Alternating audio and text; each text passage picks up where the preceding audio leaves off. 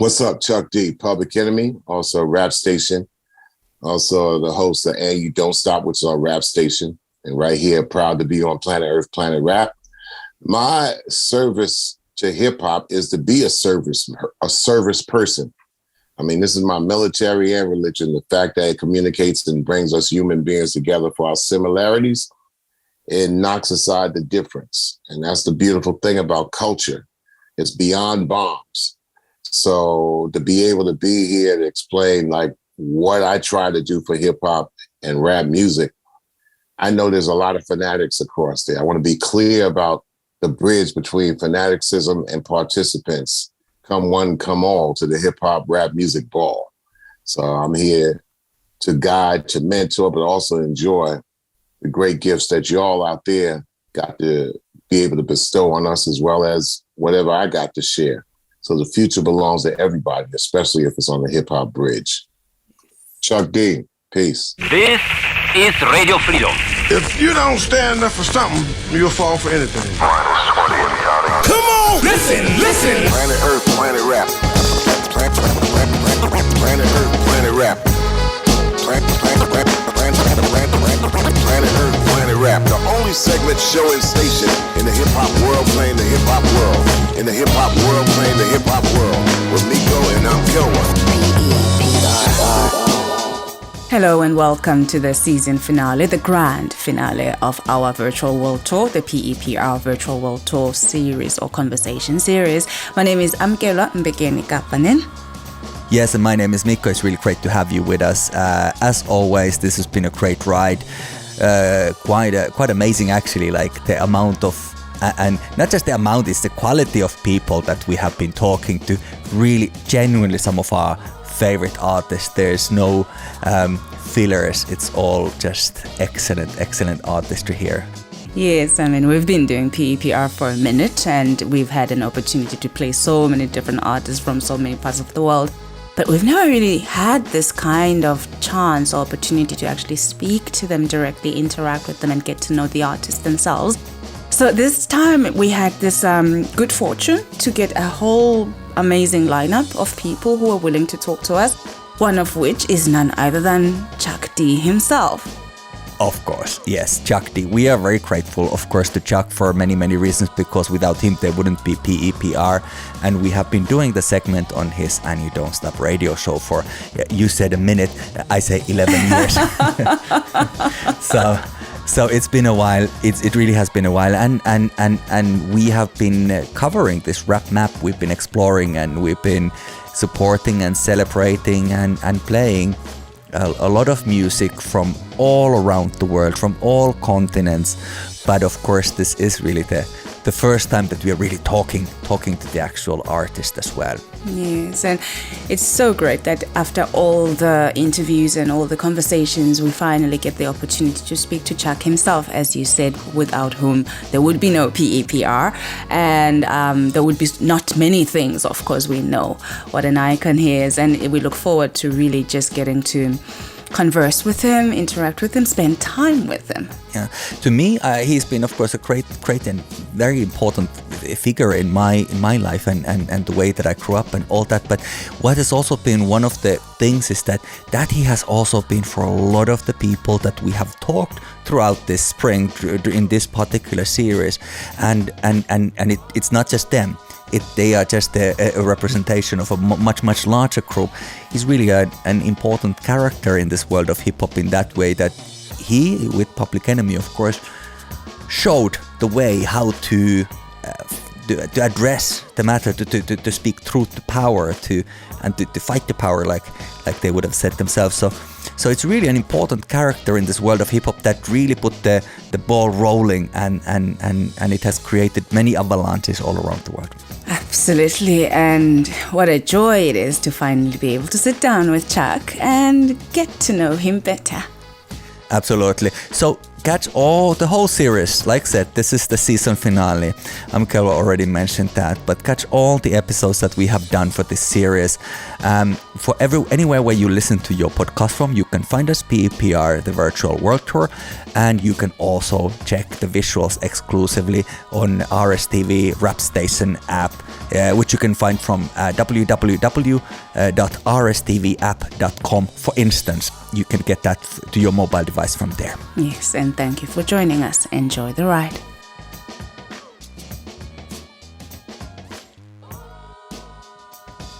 I'm in the East Coast. I go back and forth every 12, 14 days, but I teach the class on Wednesday in person at UCLA. And then I at least got to get to Atlanta once a month or see my mom, who just had her 83rd birthday. So that allowed me to go east, since I was east anyway, to come up. Yeah. When did the teaching start? I wasn't aware that you were on that route. It started beginning of April. Really? What brought it about? It was always going to happen. They thought it was the right time and the right place to have a hip-hop curriculum at a high level. And I had been asked before for UCSB when Gabe was over there, but then I didn't have the time. I was on tour. You know what I'm saying? So this is on a period of time where touring is an uncertainty in this stage of my life. And so therefore I have more stable time in New York, LA, and Atlanta. Yeah. So I'm trying to make these. Yeah, I'm trying to make these structures work, and the structures can't work as well if I'm not behind the scenes in these areas. So I've been spending a lot of time working on the infrastructure, and whenever something comes up, like, oh man, we need to see your, it does nothing for me being away. You know, being away is like, I can't build a situation, relationships are strained, that type of thing. And so, I mean, you can't build anything being everywhere. And I did that for 35 years. And the pandemic, did that highlight things out for you? Did it shift something? It slowed things down for me, thankfully, you know. There was some adjustments made, but I mean, it slowed things down for me and allowed me to set up and put the irons in the fire and get up and really pay attention to what we're doing here, you know. The thing about it, that as I geared up to try to tell people the importance of RAPstation, what we're trying to do at RSTV, also the holdings I got at PE and publishing and moving this over there, whatever, I was ahead.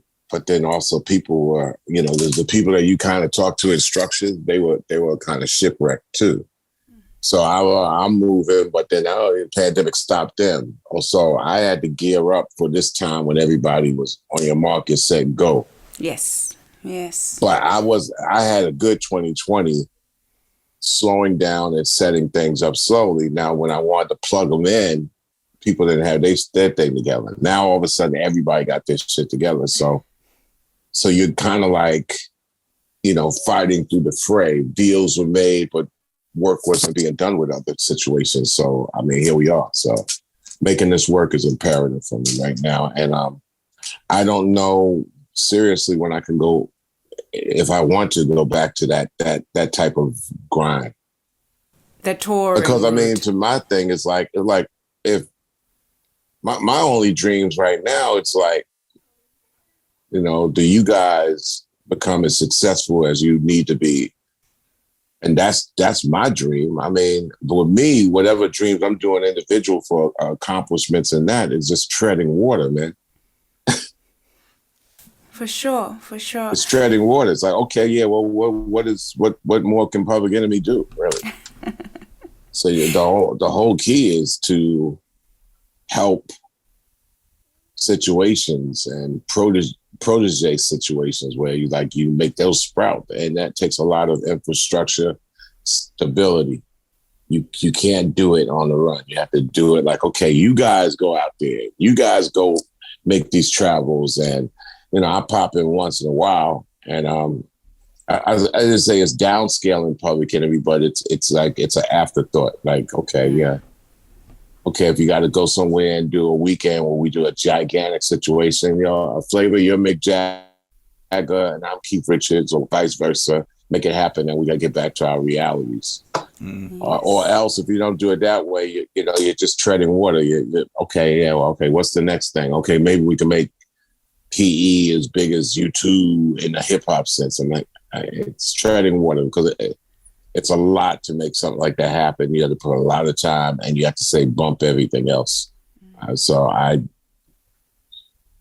Just seeing the success of 100 situations, 100 people in about 6 or 7 situations for me is the way I want to look at the next 20 years, especially the next 10 years, as opposed to like, let me work on getting another individual or PE accomplishment.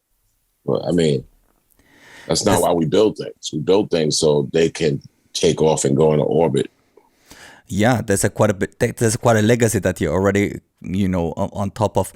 One of the things that comes up over and over again when we talk to these artists from around the world, and it doesn't really matter which continent they're from, it is really like the common denominator, and more than any other, any other crew, is that the influence, it always comes back to Public Enemy. Like the conversation always comes back to Public Enemy, and I wonder if it's because you guys always had a very international outlook. Like you were like the first, maybe the big hip hop act that was having very global international outlook, or how do you feel about that? Yeah, well, Public Enemy was the first group that relished the chance to get up out of out of the United States and go to the world, because back in the 80s, it was about where you're going to build your ground zero. And our ground zero was Long Island, but at the same time, the industry was still in Manhattan and New York. When we got that, we understood that. And we already had done what we did on Long Island, which is the outskirts of New York City, and that was understood. But the whole key is, where could we have a ground zero, A, in the United States, and then B, definitely outside of the United States. And as music explorers and documentarians, I thought what happened with Jimi Hendrix was interesting, that he had been in the market and the circuit in the United States all those years as a musician, side musician for the Isleys, Little Richard. He played, he did his thing as a person in New York City trying to come up and be a session player or whatever.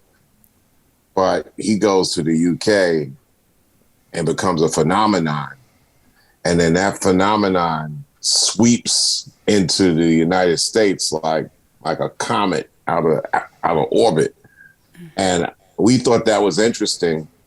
So we sought out London being that ground zero, being part of the press, being part of a phenomenon to tell that the British, and especially British of color, that they had a background they shouldn't be ashamed of, and especially young Brits of color and young Black Brits who had parents in the Caribbean or parts of Africa. Don't be ashamed, and don't kneel to the Queen without thinking that you got a history that's as magnificent or even more so. And this is where we're coming from. So we reintroduced a lot of that pride to that core base, but also said, listen, we're unapologetically Black from the United States of America, and nothing you've ever heard and seen before like us, and here we come.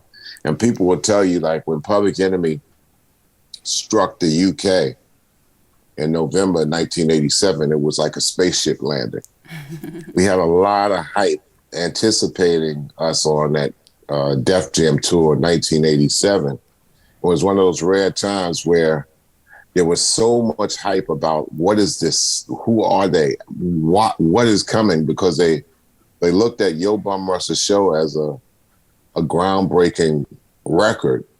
And what we were talking about was pioneering, from the fact that they never heard, anybody come with that point of view and hip hop, and they couldn't really describe, what are these 6 people here? We know one guy is rapping. We know another guy is kind of throwing words in there. We know there's a DJ and these other cats that look like the military. What the hell is going on?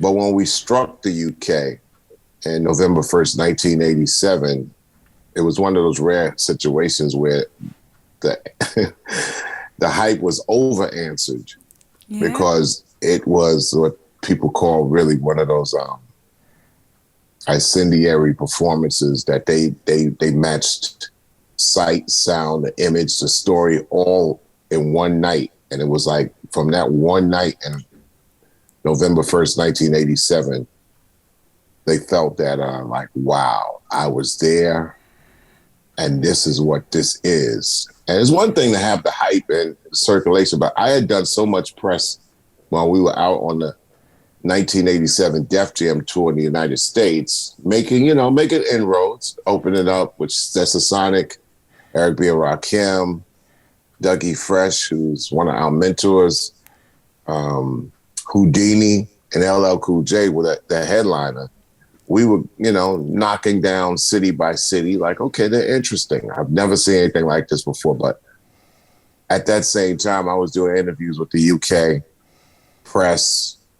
The articles weren't just being about beats and rhymes. It was like going into deeper territories about society, life, identity, and so on and so on. And that created a swirl itself. Who are these guys? What the hell is coming here? So did the impact? Yes. Yeah, did yeah. it have like a ripple effect? Did the impact? It had a super ripple effect. And then eventually, we performed with Eric B. and Rakim and LL Cool J on the UK European version of the Def Jam tour, and we were so hungry about matching the image with the performance that every show in the beginning we were just looking to take people's heads off with intensity. And Eric B. and Rakim, fortunately, and they were our predecessors, upperclassmen. They had a different tempo going on with them, and they had themselves had pioneered and revolutionized hip hop and rap music from the United States and also abroad. But with our intensity and our numbers on the stage, that people haven't seen numbers on a stage in a while, because for a while it was 2s and 3s. So when they say, well, who are these 6 guys? And they're seeing it all. We were just too energetic and powerful sounding and mystery looking to come on afterwards with a laid back demeanor.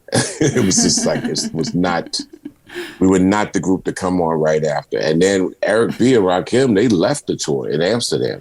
They said no more of this. And I don't think it was the fact that they had to face the fact that, okay, we played all year long behind Eric B. and Rakim, but in the United States, they had gained tenure. And so in the United States back then, when you had released the record, when you released the record, but depending on the territory, it would catch fire like 9 months later in the far off territory. So you never really were out of steam because people were seeing you for the first time, and that distance of waiting to see you after hearing you first time, it was allowed. So they didn't really feel the heat from us on the Def Jam USA tour, because here we're brand new. So it's going to take us 9 months for our stuff to saturate, but they're in the tail end of their 9 months. So the people are like, okay, I get it. Eric B. and Rakim, Eric B. for president, My Melody.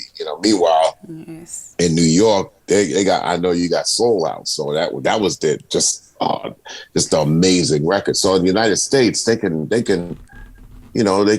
bear the brunt from ourselves and Stetsasonic playing before them. You're playing in an arena, and people really kind of getting you for the first time. But in the UK and in Europe, it was brutal because it was only us 3 acts up there.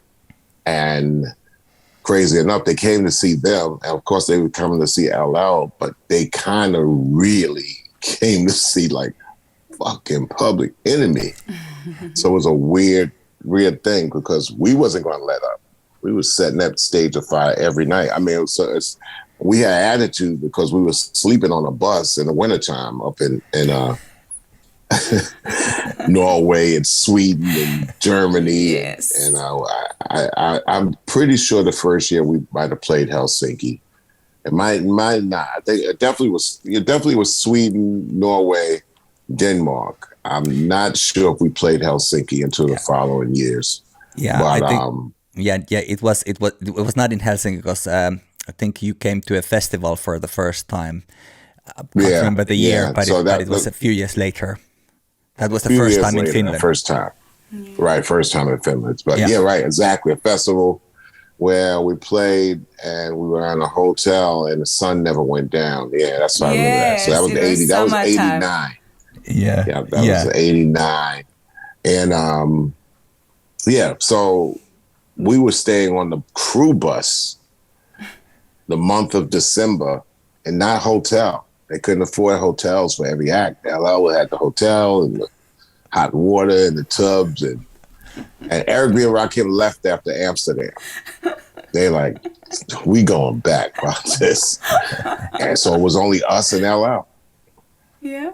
And LL is the guy, he's got 4 years of seniority, but that's in the United States where, you're a superstar in the United States, but you got to help pave this road in the rest of the world. It is not going to have what is 87? You're not going to have the accommodations that you had in the United States, especially when you're talking about Europe, 1987 for hip hop. So they stayed in the hotel. We stayed on the crew bus. The crew bus is like half cold, half warm. I mean, that's what that tour could afford. So the first time we would get warmth would be the next city, the next venue, and you would warm up. That's where you got your first taste of food. So every time we knew we hit that stage for that 35 minutes, it was going to be attitude from our living conditions. And it was very difficult to come on after that because in Europe and the UK, it was everybody had a reputation, but they had not played there live to prove themselves. This was LL's first time in Europe.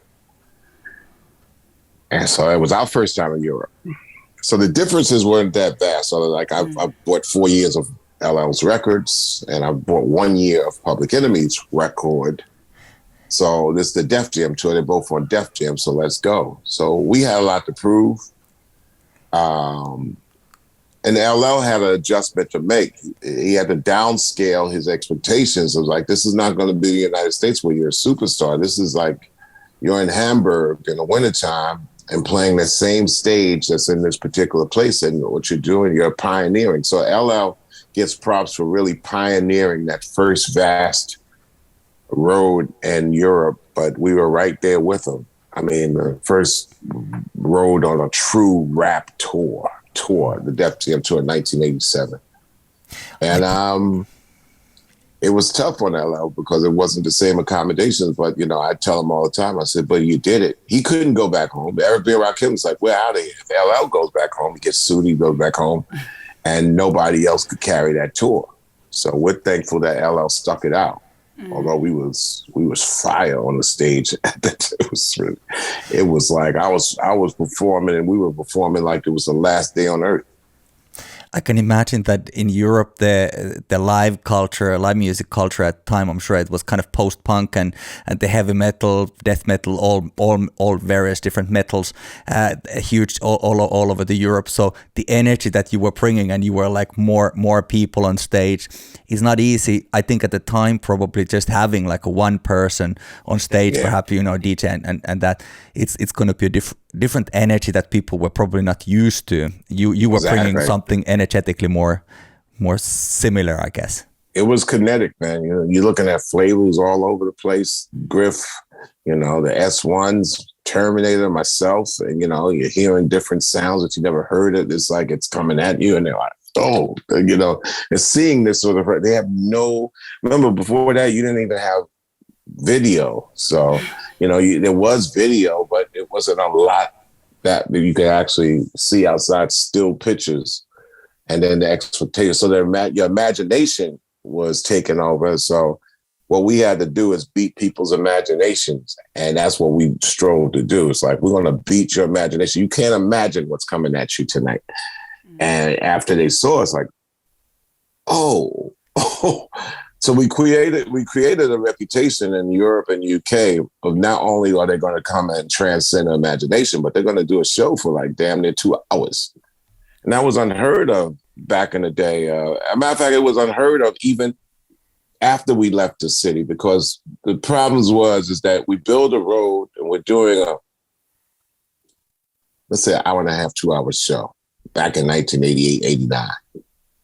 Then the next group comes in their city. So everybody's anticipating that group that they follow on record or whatever is going to give the same type of energy and the same type of show. And for about 4 to 5 years, they were disappointed by hip hop and rap. It's like, well, Public Enemy came in and did a 2 hour show of like, I can't even explain it. But then the next group I like came in and they did 30 minutes or 15 minutes. And then they was out of there. You set the bar too high. Man, I got ripped off. Yes. Right. So we set the bar very, very high. There was only a few groups that came in and challenged that bar. And one of them was Stetson Sonic. I remember 1989 or 88, I went to Paradiso in Amsterdam and saw Stet. And I was hanging out with them, and they did one of the best shows I've seen in my life, a 2.5 hour show. This is 1988, 89. I mean, you know, you're talking about like that cutting edge where you're just doing albums for the first time. Before that was a singles medium, and you would need about 8 years of singles to do a 2 hour show. Yes. Unless you throw a whole bunch of things in the middle of it.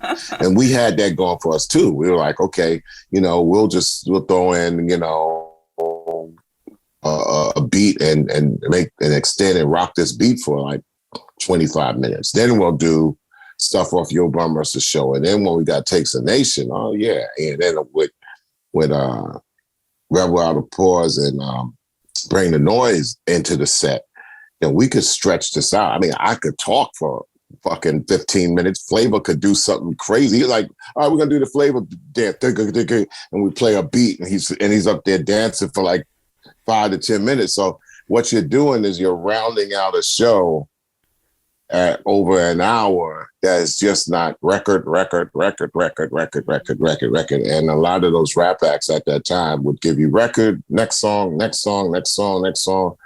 then they run out of songs because not everybody had albums. So you didn't get people kind of doing their catalog or their resume of songs until, you know, you figure 94, 95, and then it started to have more artists come over, and there happened to be more separations between, oh, this is a major artist and this is an independent artist who's basically going to give you a better show and return to Europe because they're not expecting to stay in the posh suites. They're not expecting to have all the press in the world clamor up to them and all that. They're going to take on press and stuff like that, like it's their life. So that's when we started to see that there's an infrastructure of some kind of road to travel on. But when we came along, we had to lay the road in front of us because it was all mud and swamp. You know? But here we are. Here we are in 2022. Oh, yeah. Sorry, I'm going. I mean, it's so hard for me to imagine the picture you're painting and the scenario you're painting of how it was in the beginning, because we've seen you on various occasions when you've come to Scandinavia or Europe to do your tours. And the last time we saw you was the Gods of Rap. Was it? Event? Yeah, in 2019. Which was weird for me because here we are playing in a hockey arena. Yes.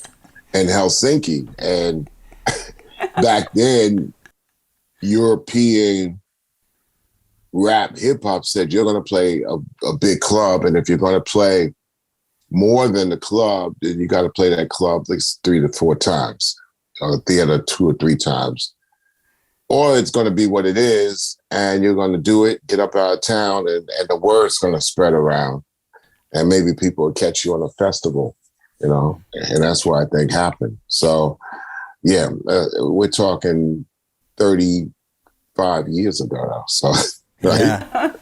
Yeah, but Gods of Rap was something that obviously, like that version. There was Wu-Tang Clan, De La Soul, you guys, and or Public Enemy Radio to be precise, and then DJ Premier, of course, was sort of hosting it, and that was that's really like it was. That's iconic. a huge names like in that and I can imagine that for people who enjoy the art form and the music, this was really great. I mean, as it was for us too. Is that the kind of formula, do you think, that that creating this kind of collective tours? Of course, you were talking about how you guys were doing that in the 80s already, but then I think perhaps you know, it hasn't happened so much to Europe at least, or to abroad outside of the United States. Is this the formula that would serve the culture? I think it's a good formula because it's a collective, and I think the collectives can get the point across pretty cool, because even if you have soloists perform, I think what makes it come together if they perform with other soloists, recording wise, it's helped them when they do collabs. Performance wise, it helps when you perform with other performers. I think where it hurts is the fact that I don't think individuals can be better than a group. But then the technology changes that too, because right now we're living in a time where screen technology allows the performer to appear a lot greater than they are in performing, because the screens will move to you and the camera will move to you on the screens, and people will watch the screens and less of you on the stage. Yeah. If you ain't, you know, like if you play in a small spot that got no screens and somebody's going for it, man, people are checking out every bar, checking out every motion, every move, and then they're going to compare. Now, I don't think live you can top like 4 or 5 people, 3 or 4 people in sync, because that makes your view of the occasion sound panoramic, where you're like this. And once you're able to do like this on a stage and look up at the stage, that means it got you. They got you because your eyes are following it. When it's one person, that person better be doing some phenomenal things for your eyes to be engaged with it. When it comes down to like, what are they saying? Then you have aficionados that will be like, okay, I'm following the bars, but you know, those are your purists, those are your aficionados, and your casuals are going to round out the masses in that crowd and make that crowd the body of whatever it is. So I feel that collective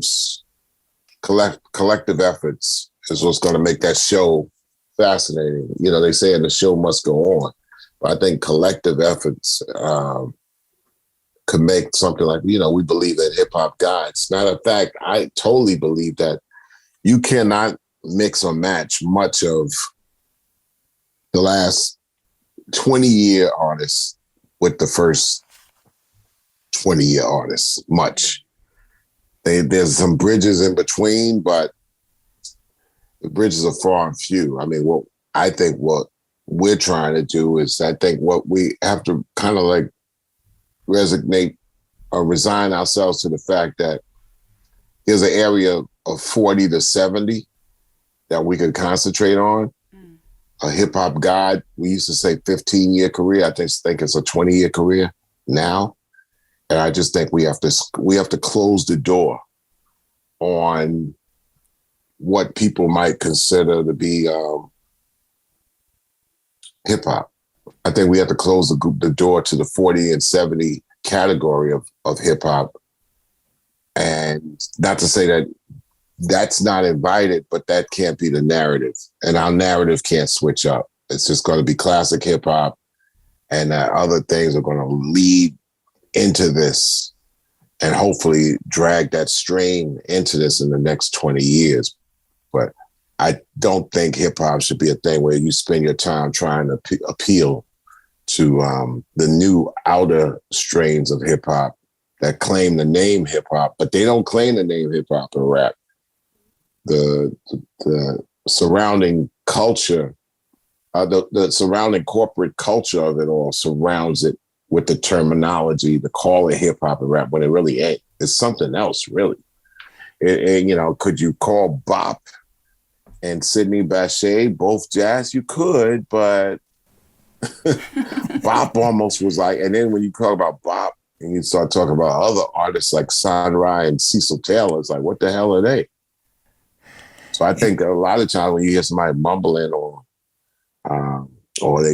they trap rapping and stuff like that, I think you could draw the line on some similarities, but also you got to kind of like, you know what, that's that over there. We're not trying to talk about that over there. This is what we're trying to talk about.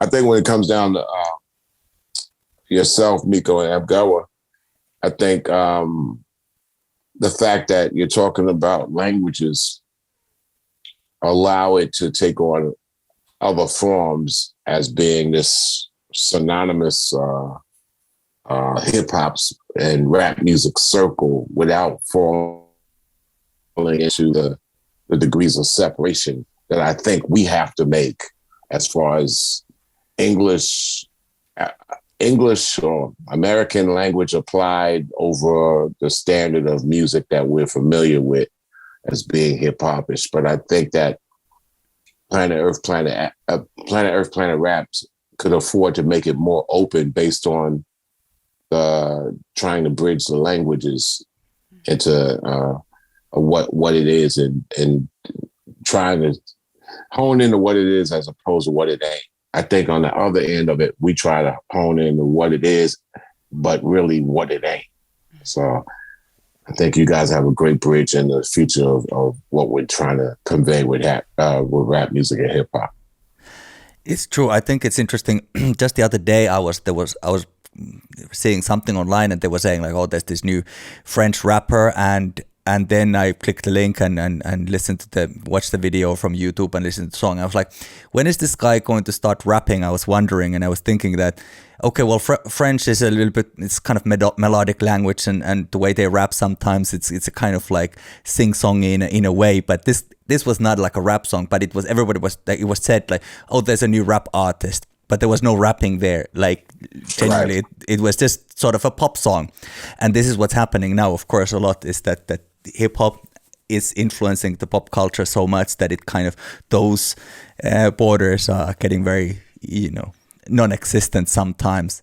But it's interesting. Yeah. It's interesting to me to kind of think about that. What is the definition of it? Because people approach it from their own cultural influences anyway. But there's still something at the core. And I've always felt that the kind of music that we cover, the artists that we talk to, it's like a love letter to the originators, to the hip hop coming from United States. Of course, part of lineage coming from other kind of styles of music that are coming from the also from the African continent and influences from Latin America and wherever. But I always say it's a love letter. Yeah, I would say so. I mean, I have to agree definitely when you talk about okay, it's a pop song, it's a pop song. But I would also say that there's 3 vocal applications and there's not a 4th. One is singing, one is talking, and rapping happens to be in the middle. So those really right there are your vocal applications. I'm not talking about sounds, which get into percussions and beatbox or the clicking sound in South Africa. But when you talk about words and delivery of words, you got talking, singing, and rapping in the middle. So that's could be viewed as, okay, they're rapping on top of this pop ballad. Okay, but they're rapping on it because they can't sing. Or maybe some of them can sing songy or whatever. So that spectrum of talking to singing, we got vocal applications that could be considered rap.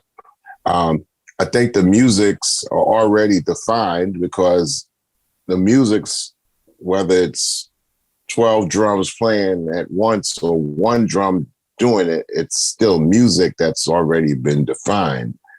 And it might not, and there's no such thing to me as hip hop music. Music is music, and you could throw the application of hip hop on top of it, but meaning that this vocalist is on top of this quote unquote beat or beats or whatever, or orchestration. And I think the process of all these things happening make it hip hop, you know. Rap is not a music, it's rap on top of music, because you don't have the vocal on top of the music if you don't have a microphone to be on top of the music, or if you don't have a voice that's going to be on top of that music that's around your head. So it's a vocal application. So these definitions, once they're clear, you know, we get up into a moment of saying, what is rap? Well, rap is a vocal applications on top of the music that's already been defined. What is hip hop? Well, hip hop is just the style, the way of existence. It's the term for the creativity coming out of originally out of people of color, Black people in New York City. But okay, does that mean that we have never been creative people up to that point? It's just a term.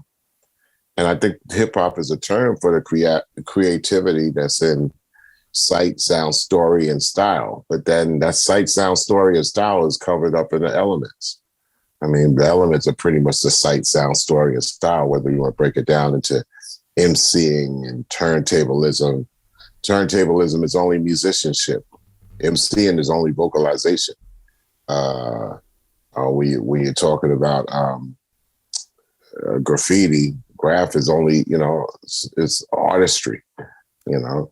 Okay, and then we talk about dance culture. Dance culture is, okay, your hip hop had an element of dance culture, but did it start there? No, I mean, especially in art and dance, you know, all hip hop did was just trying to move that over close and embrace it into the hip hop idiom. So I think we got to go to a person like Lord Jamar, who to me gave the best definition about the processing of hip hop and rap music, where he says hip hop didn't invent anything, but it reinvented everything. Yes. You know, remix. You know, so it's remix, remake, you know, reculture. Mm-hmm. Yeah. Mm-hmm. Even down to Rihanna. I just wanted to go back a little bit to the question of language, because one of the core characteristics of PEPR as we have it today is that we do have hip hop from various parts of the world, and people are rapping in their own languages.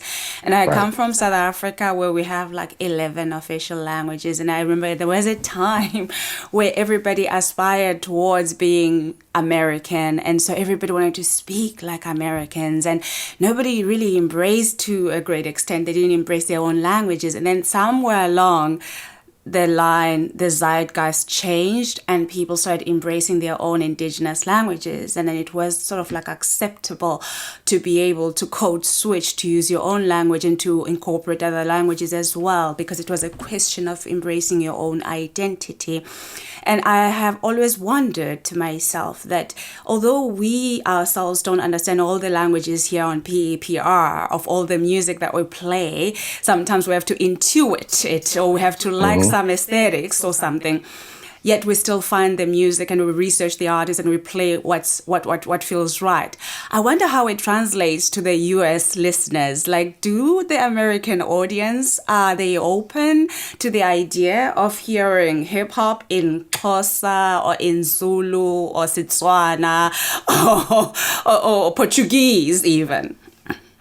Well, I think it's a great question. I think the United States of America audiences, the reason why I don't call them Americans, because then you have to include North America, which also has another language of French up in Canada as well. And even in the United States, which they try to not include the second language of Spanish, or I would say conquered Spanish. And then you got Central America and you got South America. It's kind of dealing with so the United States of Americans are not open up to anything. They usually are told. They are told what is. They're told what to follow, told what to buy. In the guise or in the falsity, if that's such a word, or the facade of you have the right, so you have your freedom to think and do whatever. But most of the time, USAers are told. So are they open to the world? No, not necessarily. They're open when they're told to concentrate on something. Like, for example, the Ukraine is world discussion, but they've swamped the United States with the talk about the Ukraine. So the Ukraine is on the top of people's agenda only because they're told that it should be. Well, what's going on in the rest of the world? So no one knows what's second or third on the world because right now the media is concentrated on the Ukraine. Now, there might be a splash effect that happens out of the Ukraine that has, worldwide consequences. 2 years ago, it was Wuhan. So, I mean, you know what I'm saying? It's like most people in the United States of America are awaiting what to be told. So on that long list, it's not going to be like, oh, I think you should get into this hip hop because this is who's spitting from Zimbabwe. This is who is spitting from, great songs from Shanghai, you know what I'm saying? And this is why I think Planet Earth, Planet Rap as a station, also as a segment that I continue to salute and play on the And You Don't Stop radio show. It's there saying this option is to spark you and not so you could go around ignorant and saying that hip hop don't really exist nowhere, or even if it did, I don't care. So I don't think you should cater, or anybody should cater in trying to make the United States of American public care about something. I think their process is being told, like, this is dope. I mean, it takes a nation of millions to hold us back with unapologetically telling people in the United States is like, yo, we already got a base and it ain't there. So you can either be up on it or catch it late, but nobody wants to be told that they're unhip. But, you ain't catching up to Public Enemy, you unhip, because in the minute one that you played that record, you hear a crowd screaming like you never heard on a rap concert. And you heard them say Public Enemy and it says, this is London. So it made a lot of people from the United States say, oh, am I missing something? You're damn Skippy. So that pretty much is, I think, is a great blueprint. And y'all continue to do what you got to do, because when the minute you try to please somebody from the United States of America, you're setting yourself up just like as a New Yorker. They're going to arrogantly feel that they're on the top of the pack always because it's the greatest country in the world. Everything else is second or third or fourth. And they have the same attitude that they feel when a New Yorker walks in a room. Because in the United States, they could be from South or West, or even it could be from the next city, like Chicago or Los Angeles. But when a New Yorker walks in a room, they walk in the room with a chip on their shoulder. And I'm pretty much, the same thing like in Joburg and Cape Town. When somebody from Joburg stepped right, you know what I'm saying? They walk in the room and they. It's like, but when a New Yorker walks in the room, wherever in the world, they're like, you can see it on their forehead. They got this. It's like, I don't really need to know about no other place because I'm from New York, yo. And you're like, oh, man, give me a break, New York. Well, that's how people feel about people when they come from the United States. It's like, and before, as far as people of color, Black folks, I was a beneficiary of a world pass. I could go into places and it's like, well, he's Black from the United States of America. So I know, what racism is. He's gone through struggles and all that. So when they come to this country, we kind of get it, that you're not going to come in here on your high horse and be all arrogant and feel that you're better than us. You know, the world feels that. And for the longest, they, you know, when you're white coming from the United States of America, no matter where you're at in the world, then people automatically go, oh, shit, now here you come with it. Yeah, I have a little envy for you from the United States of America. You got money. You're white in the United States. And that necessarily was the case either, but there still is, if you all, you know, you had to tone that down. Well, with black folks from the United States of America, you already toned down because you got black skin.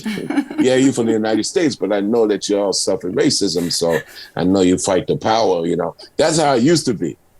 That card has been removed the last 20 years because they see the TV and, you know, people counting money, so it could be black, white, green, or whatever. And they say, you know, that's them damn Americans, man. So when they come here, when they try to act better than us, I have a problem with that. I get it. Maybe, and they might even be better than us, but don't come here with that. And so a lot of that is in the hip hop, in the communication.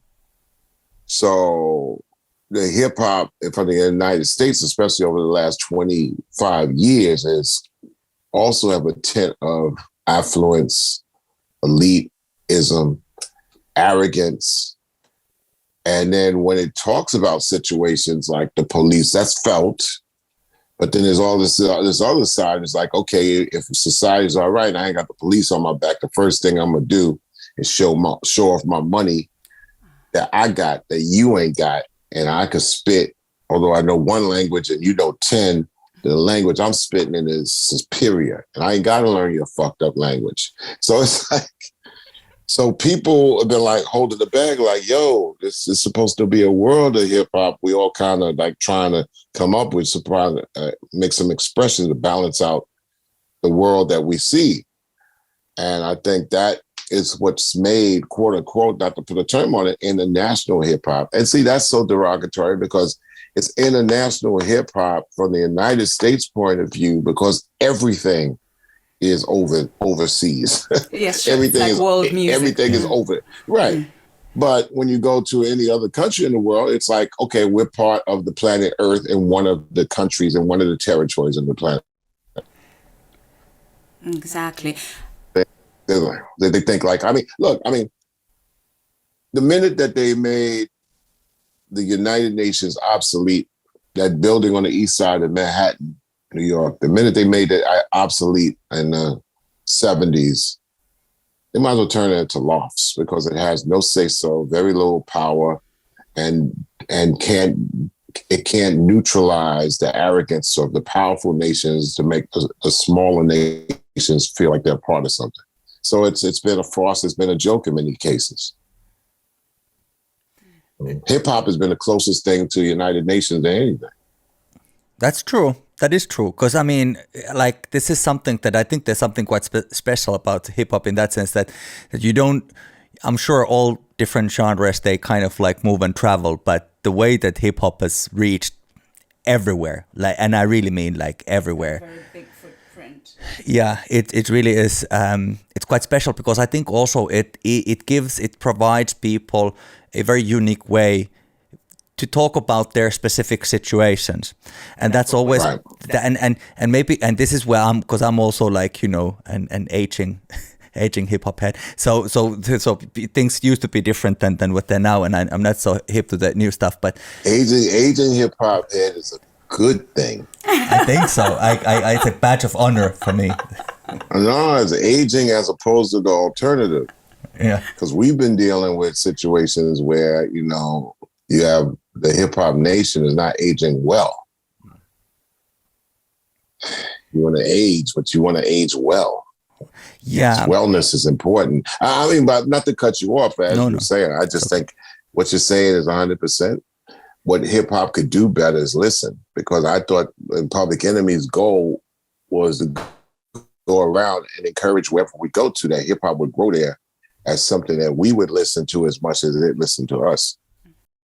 Yeah, there's always been this idea that it's very uncontroversial to say that hip hop has been listened to everywhere. Like people listen to everywhere. Wherever you go, there's some graffiti of Tupac or something like, you know, as much as next to Bob Marley. That's kind of like these are the staple graffitis around the world.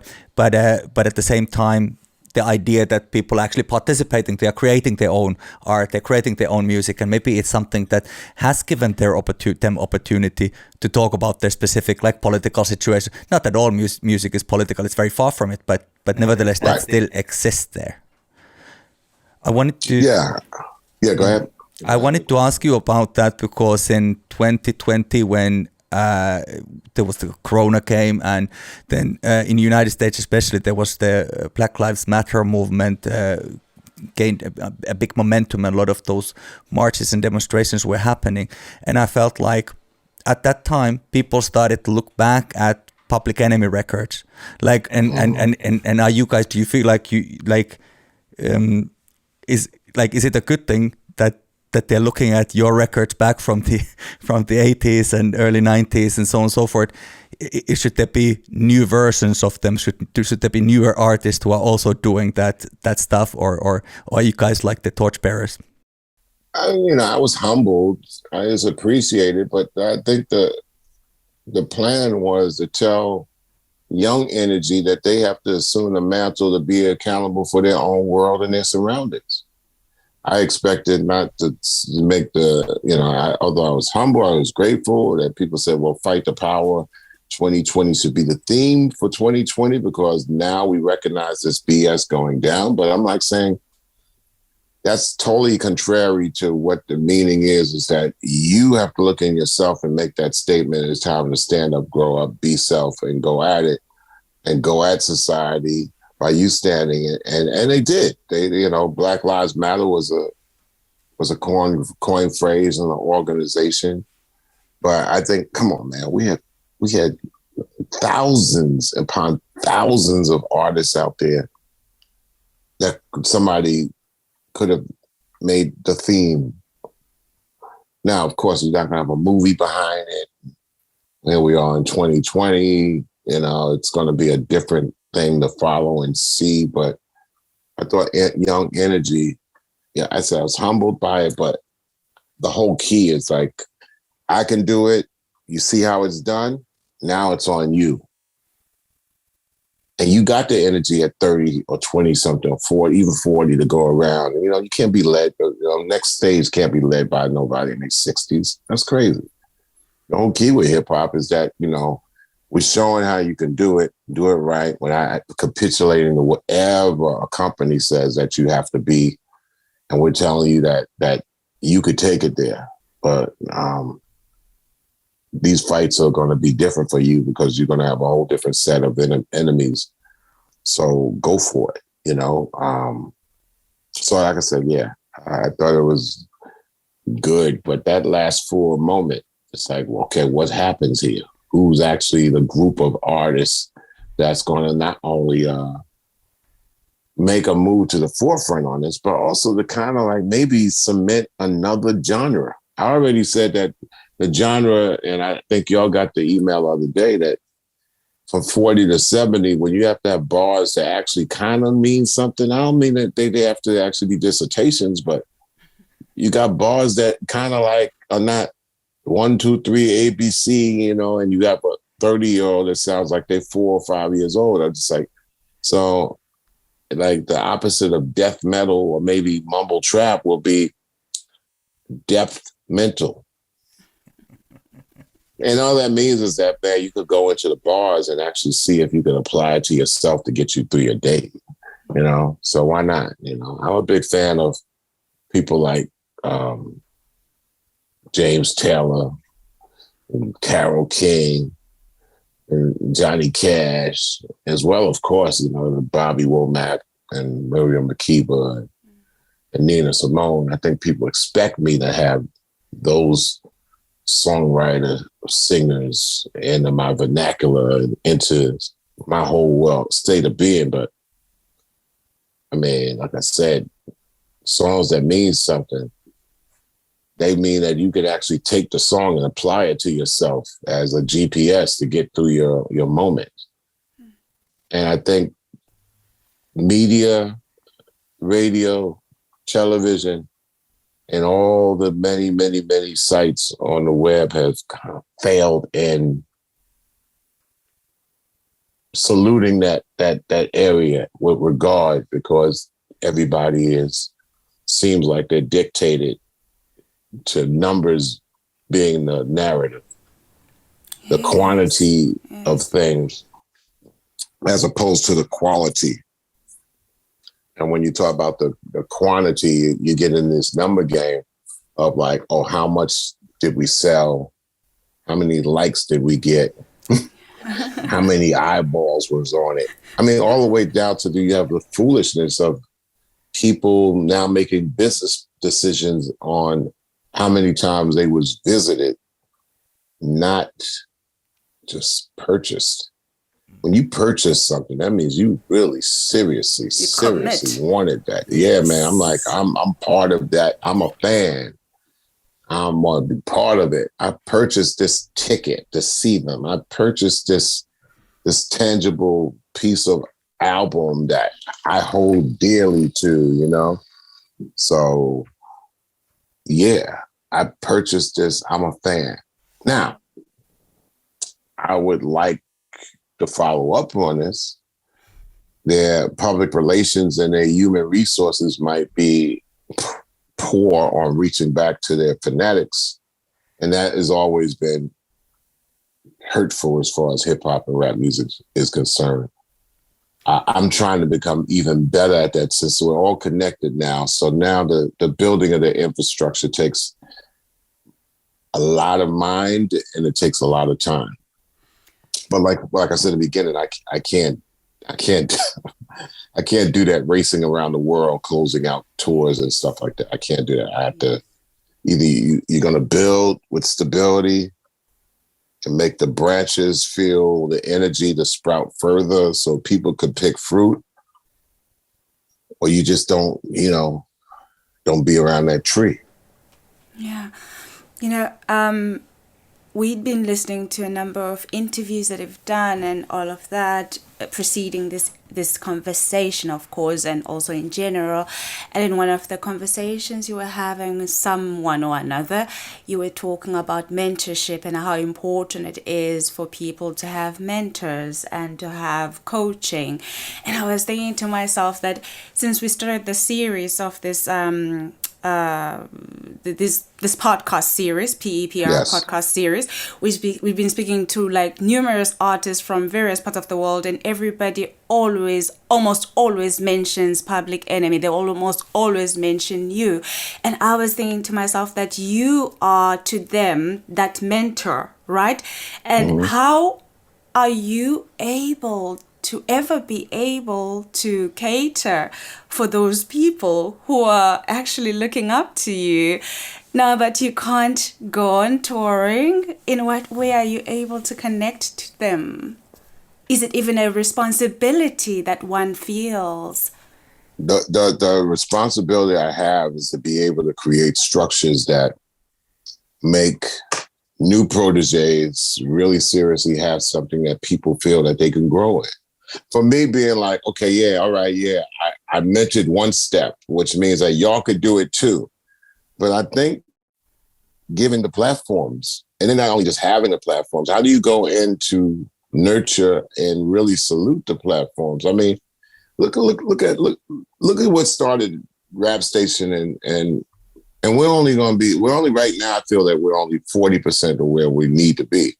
But it's up to me to get it to like 80% by the end of summer. I have to. But before that, somebody might go into their studio, be it, started out in the studio, or maybe it was a laptop or whatever, and they come up with their recording. Now they might have to continue with their video. Now they could load it on YouTube, and they could go and put their stuff on SoundCloud or whatever. But at the end of the day, it's just like, and then they're going to get some DJs to put on it. If you have something out there that doesn't get talked about or graded or curated, nobody's going to pay any attention because no one has a forum to engage upon it on. You need aggregators, you need curators, you need people that come on at least explain, look, you have Planet Earth, Planet Rap, and people are coming in different languages, but what breaks that up is that they know that they have to interpret what they mean, what does their song mean, what's their background, how do you get in contact with them. You know, the same thing I do with the Bass Hit radio segment of new submissions. What makes them feel like their work wasn't in vain is if you go further with their art with respect of helping it spread its wings. When y'all come up with the most important thing that PEPR does after the fact of playing artists, the most important thing that you do is your charts. Because people can, it's a two piece that you look at and be like, oh, so they don't have to hear Yugen Black Rock necessarily. The fact that Yugen Black Rock is charted, it's like, wow, that's big. You know, I think we let Spotify and all these other Apple get away with the fact of saying everybody got a playlist. Playlists are cool, but charts are better because charts meant that you're able to go in and seriously have a concise evaluation of how great this work is. And it could rise and you say, wow, this is placed amongst this other series of artwork or whatever.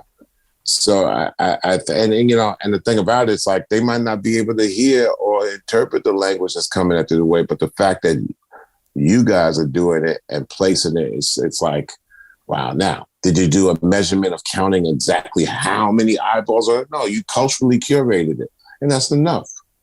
And I believe that when it comes down, like, what can I do? What I can do is I can make sure that if you're trying to fly, how could I contribute to your wings and not throw, you know, molasses on your wings, you know?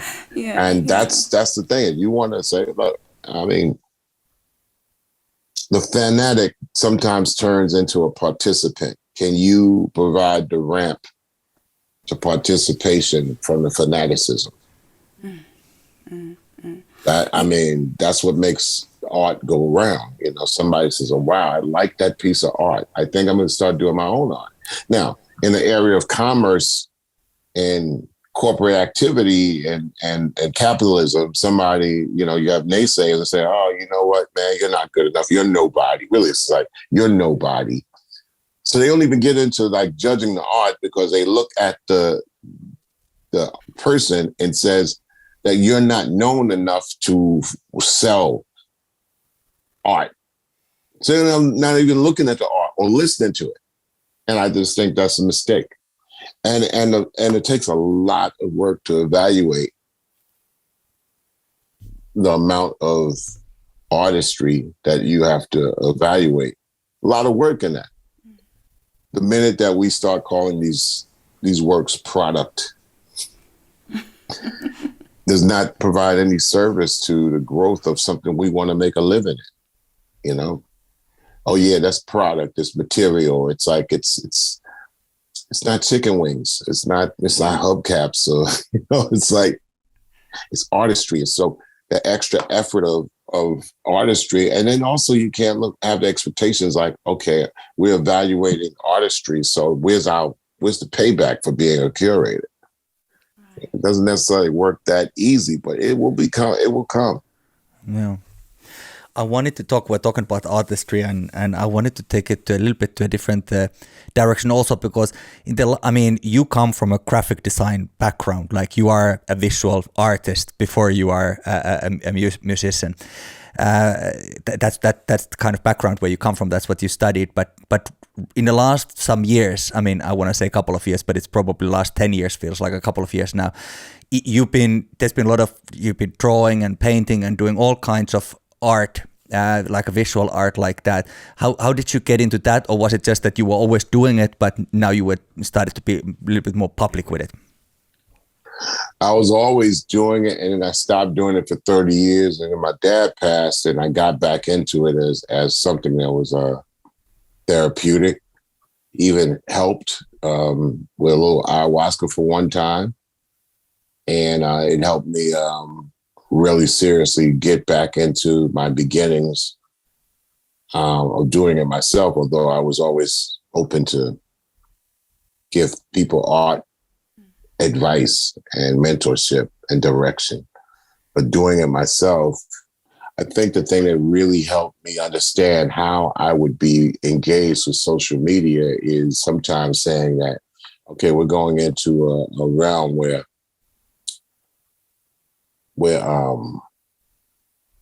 a word, I mean, a picture means 1,000 words. So people kind of listen with their eyes now. I said, well, sometimes instead of texting or typing, which I'm totally tired of doing, I can't really hardly even type a letter anymore because I'm done with that. I can answer with my artwork and I can post.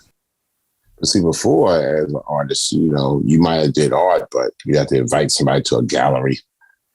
Or by the way, let me mail you a sketch of what I did, Or even before there was social media, take a picture of it and get somebody a picture. I mean, but it's like, no, I think social media is a perfect vehicle for artists to say and artistically visualize art in a different way. And you can hit a lot of people at the same time. So to me, I always thought that every social media platform was a gallery. It's a gallery for sight, sound, story, and style. Just like so many people kind of use it for other things. So, and then a lot of my art is, there's a slice of me that I've always done. I mean, it's like you couldn't connect half of my art to something that Chuck D, you would think Chuck D would do. It's like, no, yeah. I don't do like Public Enemy styled art. I do. I mean, I'm more of an illustrator and a painter. So I have a lot of edge to my art as I've always had it. I mean, in college, right here, I was the king of doing models. Of drawing models perfect or with a different energy and stuff like that. In college, my guys used to be like, "Oh man, you up there with like, naked women?" I said, "No, they're models. They're models for anatomy and stuff like that." Yeah, I enjoy it, but and I do it worse, but it's not the same thing. So one of the craziest things is trying to explain art to people who buy art or think art should be bought, and they don't understand the aesthetic of it. But I mean, I've been used to that all my life. So getting back into art and doing the type of art that I feel that I like, I have to do a lot of fictional stuff, but it's really out of this. I kind of like have one half of me being Chuck art and the other half of me being an anonymous artist because it's too much to explain. It's so edgy. It's crazy. It should be subject to interpretation. Well, yeah. Well, at the same time, I had like massive hotel time. So I mean, I would turn my hotel time into a studio. I remember the last time we came to see you, or one of the times we came to see you at one of the hotels, you had been talking about how, I don't know, after some ayahuasca experience, you had like total recall and your artistic expression had been so enhanced. Do you remember that? How long did that last? And what inspired that whole ayahuasca experience? Well, the ayahuasca is after my dad passed, and I didn't want to hear people tell me where his soul was. I didn't want to have okay, here's what the Bible says, here's what the Quran says. I really, like said, this is something my soul has to figure out where his energy went. And after I did it, and I was suggested to by Timmy C from Prophets of Rage, when he actually did something close to it, and I happened to have my Pilates teacher that taught it at the same time, not taught it, but was in a community. I thought it was a good way to figure out where his soul was. And I got answers my first time doing it. And my only other time doing it was a year later and the anniversary of doing it, that I did it with a community and decided to see what would happen with a stack of empty paper and pens and markers. And then I got other answers when I did that. There's no need for me to do it a third time. So in 2018 was the last time I did it, and it's burned through me to the point I've done, more than 10,000 pieces of art in 4 years, 5 years. Wow. That's and really. then the technique I picked up, it's like the technique that I picked up was working from the energy on out, which allowed me to work at a very fast rate and what they call courtroom speed.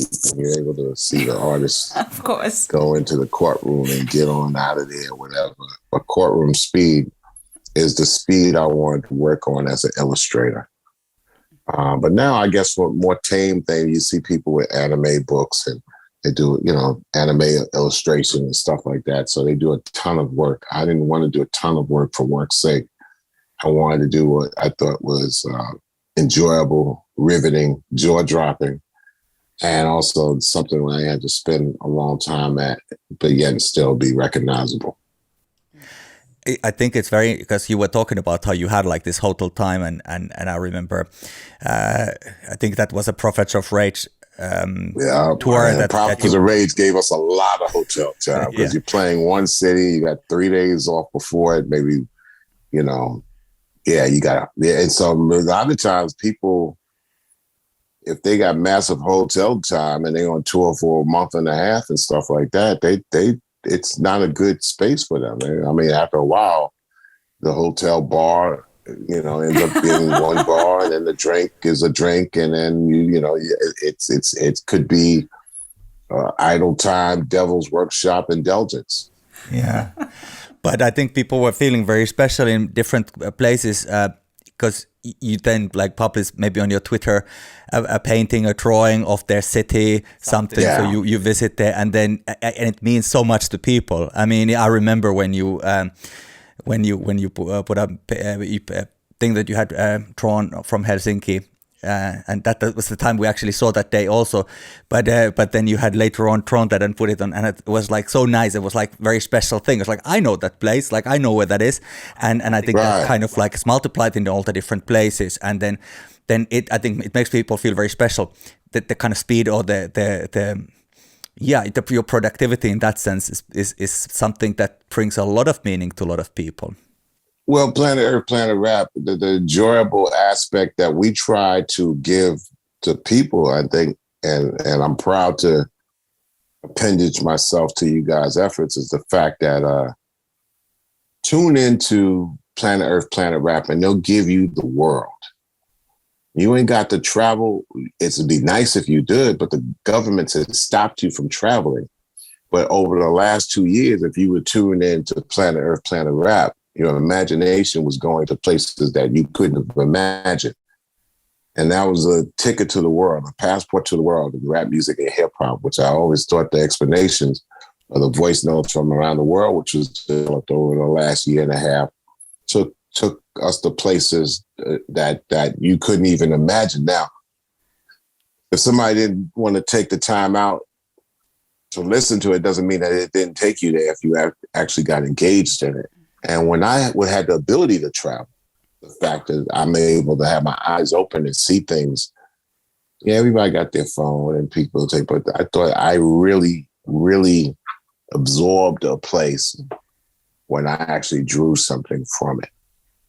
And I wanted to draw it. I mean, one time I did it and I was in Basel, Switzerland, and I put it up and it became like a news story in Basel, Switzerland. Like, and Basel, Switzerland is, a place many artists have lived, died, and had their works, held and raised high. The fact that I had a news story in a city of the arts based on me coming in and, drawing a tram car on my way to going to the Thai restaurant. I was just like, it was a great thing walking around my last 2 or 3 years of touring with a sketch pad And the whole key is that I had to make sure that I conquered the pad with speed. Because I'm not going to sit there, I'm not going to be a slow illustrator.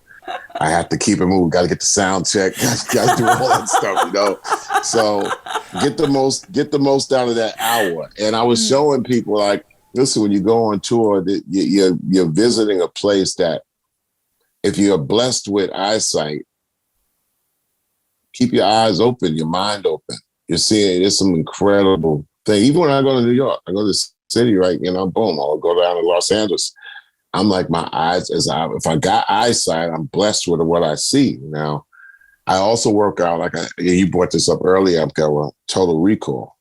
So I'm not necessarily going to take a picture of it and then I'm going to draw it later. I mean, I remember we had lunch next to that lake in the middle of Helsinki. Yeah. And been in my mind. So if I ever had to roll it out again, I would. Now, also, you're not competing against anything either. So when you're doing a rendition of something in your mind, you don't have to do it space for space, building for building, and the blocks have to be correct. I try to tell a lot of young artists, it's like, you know, even if you took a picture of something, it's great as having an exercise trying to draw it for line or paint it for paint for paint. But you already got a photo. You could go to an app and make filters and you get to, get something that you probably won't be able to get to the exactness like that.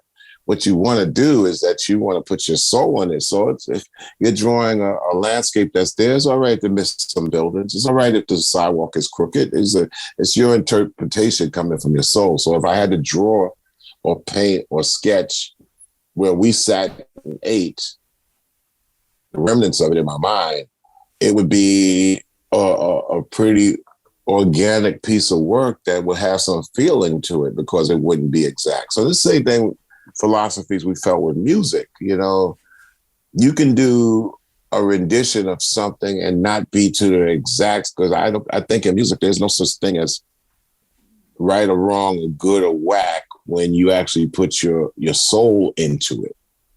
I think auto-tune is, I'm not anti-cosmetic surgery either. I'm not. I think what people feel that they got to do to themselves, they do to themselves because that's them and they're married, that's their personal. So they might feel the same audibly when they're making some work. The problem is that when you're doing something so other people think that you're better, that's the wrong reason to do any kind of cosmetic, anything to your sight or your sound. You do it because you got to feel good. Like, I feel dope.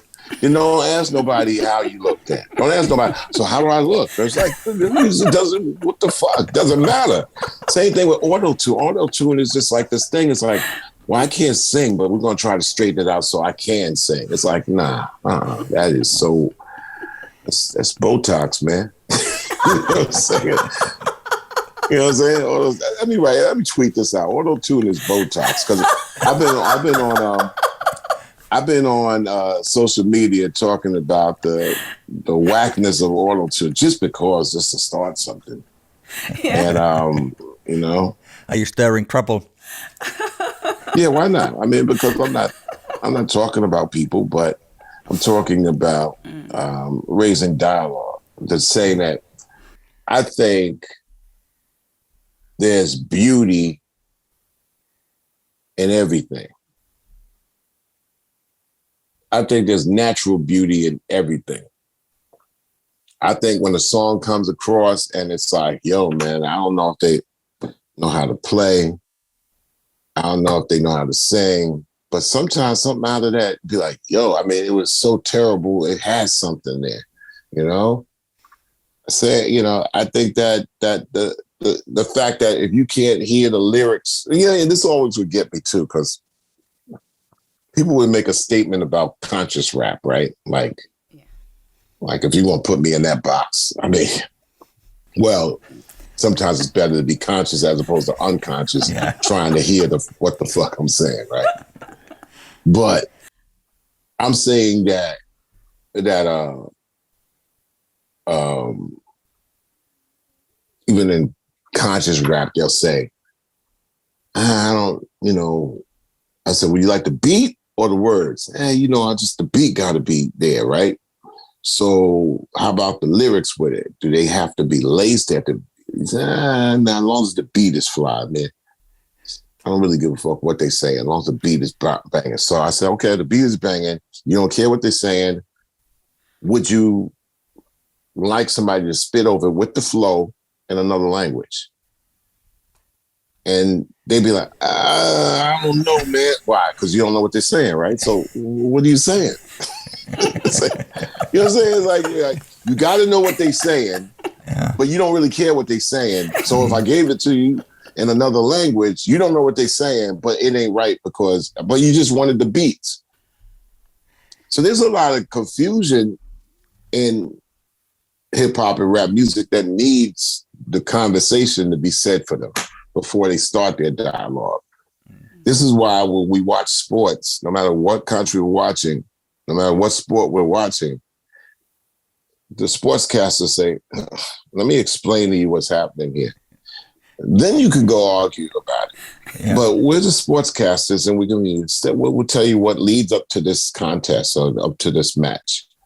And then you can throw it. But we're not going to come in here and just look at you like, and then you guessing about everything. Like, where are they? Where are they playing? We're going to give you all the... I think that those are the mistakes in music. And this is what y'all do so well. So what you do so well really going to have to possibly be the template for classic hip hop. You might need a prelude to say, okay, this is MC Shan and MC Shan, and go right into playing instead of just like trying to throw it. The worst thing I ever thought happened to hip hop music was mix hours. They have its charm, but to me, it's just like cyberspace could get vast and ugly at times. Yeah, your stuff is out there on the internet in cyberspace. Okay, what does that mean? How can I find it? Well, it's in orbit somewhere where you can't get to. Matter of fact, we have the James Webb telescope, can't even see it. It's just so far back. So why did I just want to just upload it into cyberspace if I don't have a destination for it? Yeah. And then the destination got to be able to interpret it for visitors that come and say, oh, that's what the hell it is. But in hip hop and rap music, there have been massive mistakes that have shot its tires from under it. Massive mistakes that people think are natural. That people, that's just hip hop. Oh yeah, ain't nobody trying to, do that over there. This is what this, so yeah. It's very corporate driven. Like when you come to media and the recording industry and all that, then the decision, like the ones who seem to get to decide what is hip hop, what is the new what is the sound of hip hop, who are signing the contracts, they are probably the least hip hop people that you can come across. Yeah, I mean,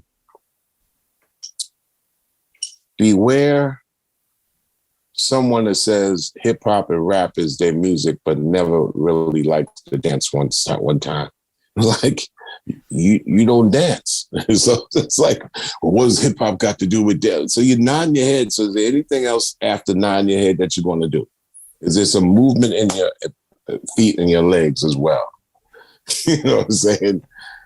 Or you just mentally just going like this. It's like, for what? Nothing else is bopping, just your head? So I just think that, the fact that if you got the drums and you don't have the power and the feeling and the soul of the drum somewhere in your blood as well, then this is looking like a commodity that either will make you or fail you. And I just think it is what it is. I think it's when you attach this art form from a 360 degrees diet to your existence, I think you're a better person from it. When it's misused and flooded down, it becomes fast food. My only conversation with that is like, it's fast food and it's McDonald's every day on this. after a while, it's like you know, it's not going to bode well for it's not going to bode well for your catalog because every single song that you're doing has the same result, which means that you have to be so consistent that you might have to have a 50-year career to have some diversity in it. But you're coming to me with something where you're not sure that you're going to live the next year. So, yeah. So I those are personal takes on it, but I think that I think what y'all are doing at Planet Earth for Planet Rap, what you've been doing so far is a template for the future of other categories in rap music and hip hop, and not even categories for rap music and hip hop. I just think other musics. I mean, you can't get rid of the DJ or the VJ or the information giver, and you have the perfect forum to know that you got to do it the way that you do it. The way that y'all do music is that you allow for it to grow and you don't kind of like throw a cage on it where it can't grow. I'll give you a case. It's probably a terrible analogy. Back in the day in Spectrum, I made up a system to categorize records. And all the way up to that point, people who had large collections of records, they would do something that was stupid to me. It was 2 rooms of records with Spectrum, with Hank and Keith Stockley's record collection. And they would have record collections and they would do them by alphabetical order. So they have one gigantic wall full of records and they keep having new records come in. So meaning you had to find another wall too. So they would build these shelves and all that. And then they would make the mistake of making the record shelves alphabetical. But that's highly impractical because if you got records coming in, it's always going to be more M's and S's than X's, and Q's. Meaning your X's and Q's are going to stay like this for a long fucking time. But your M's are going to be like, so you just put everything in the M's, and then every time that you go in with records like this, you got to move all the records again to make spaces for more M's. So I just like this. So I came in there and said, listen, there's 2 rooms of records. We got to keep this wall and not invade this wall. This wall is set. We got to make more shelves. We come up with a numerical system. Well, this is before computers. And I came with 2 books and said, write down every single record with a number. And then so your spaces would actually go from whatever number to a higher number. You know what I'm saying? So that wall is set. You build more shelves over here. You just load the records in and you draw them in a book. So this for when we went out to play gigs, instead of looking on spines on the wall, which is another the dumbest thing in the world. You're looking at record spines, which are this thin, right? Yeah. You just go to the book. Okay, this is 2,339. That's the 2,300 section. Okay, there it is. Duh, it's one of the way I, help design And You Don't Stop, because in the And You Don't Stop, we had to deliver 2 hours every week. Mm. And the fact is that when we first got offered the situation, I turned it down because I said, I don't know how I'm going to do a 2-hour show. And I don't want to hear a rap show with, people just talking about nothing and then having spin back. You know what spin back is, right? You're playing a big mix show and you keep spinning the same record back for 10 minutes. And every week, this is why hip hop rap shows never work, because people come in and they have this amount of time and and this amount of content, and it's just like, I'm gonna just throw records at you.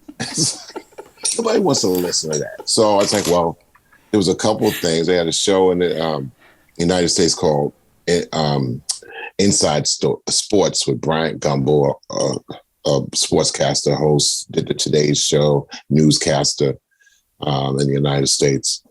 And they also had the show, you might have known about this show, 60 Minutes, which is a news show. And when I saw Brian Gumbel, and Brian Gumbel's show was patterned off of 60 Minutes, but you have the host come in and they start breaking down all the things and categories in the show. And he comes on at the end of the show. I was like, whoa. So maybe, hopefully, I could reach out to contributors, and we could fill the 2 hours with the sum of many parts. And here we are 13 years later. And I said, well, the whole key that I have to go about it, I said, we have to minimize the amount of work for the contributors to make it seem like they can do it in a short amount of time, or they can run replays or whatever. Because once something becomes a job and you're not paying somebody for the job, then you're not gonna have that person for long. So it has to be in enjoyable increments. And I think that hip hop, and I'm bringing it fast forward, there's ways, like what we're doing with this show, RSTV, there's ways that we got to figure out how to design a system to minimize the work, but really maximize the quality without it seeming like it's a task or a burden. Where sometimes you can put something together. Like, I haven't done this week's show yet, but I have enough archives where I can run another songs that and do the intro and outro and knock that out in 20 minutes and then record it, whatever, and get it over the flat line, and at least have an intro and an outro that does not have waste everybody's time of delivery. So I have to do those things. But at the end of the day, that's an hour and a half of work that I can save a show, instead of doing, okay, we are going to do an entire show that's going to be a repeat, which I know I got to do my job, because in repeats within the middle, all fantastic, because what's the chance of people all catching it, or they catch it again for the first? That was also the deal with the condensed show, the knock a 2-hour show to 10 minutes. But its strength is going to be how you can go to YouTube and see it visually. And the assembly systems, it's the same way Berry Gordy built Motown. He says, I can build a factory with great quality, but I got to include the efforts of great people. And I can't make it seem like you're reinventing the wheel. How do we commune and make this an enjoyable thing? And then also at the end of the day, if it happens to blow, how does everybody feel like they have a part of it? That's what the capitalist side is. So to deliver stock points and stuff like that is the next stage for me. And like I said, the full circle back to what y'all do is that you come up with a practical way to play artists with different languages by having the conversation about them as much as you possibly can, so people won't be burdened of trying to figure out, like, what are they listening to? Because you already explained, and like, wow, okay, I get it. I could follow the flow. Even if I don't follow the words. It's almost an individual way of how deaf people are able to follow music now, because they can see enough pop up. They can feel the vibe if the speakers are powerful enough. They can see the movement of the activity of the fanatics around it, and they can feel like they're part of something that they can't even hear. So it's important for minds to be able to come up with systems, and a system is, you cannot make the other person seem like they're doing thankless tasks. Absolutely. So, yeah. So that's why this is a long story short of why I think that I don't have the time to go around the world when I know that my system building time in a genre that has served me well has to really seriously be stable and stay put, and be able to clearly tell people in the business world around me, like, this is the best thing, and I'm here to tell you that it is, instead of thinking that you're going to flock to it. I don't think anybody will just gravitate what we're doing just because, oh yeah, they're doing this great thing over there, let me check it out.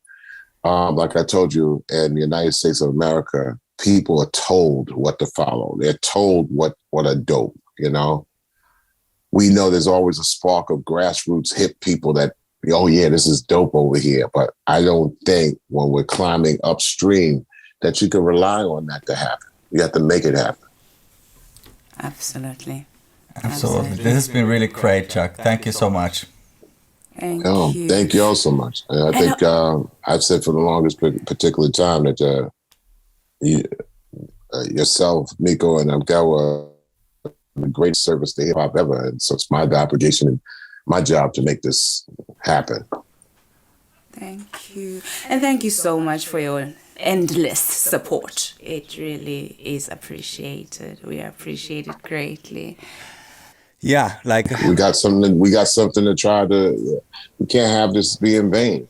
No. And look, we know what the easiest low hanging fruit does. It's very easy to do something controversial, do something violent, just make some noise for the sake of making noise. But to do something great, I think it needs the support of maybe that barking behind it so much and so loud and so consistent that your work doesn't feel like it's in vain. Yes, absolutely. Yeah, that's really great. I think we've reached the tail end of the conversation, have we? Yes, I think so. Thank you so much for giving this time to this conversation, Chuck. It's really been great. It really has been. It's definitely next level conversation we had. So we hope that everybody who's a fanatic turns into be a participant and see if we can take it to the next level, because the world is where it's at.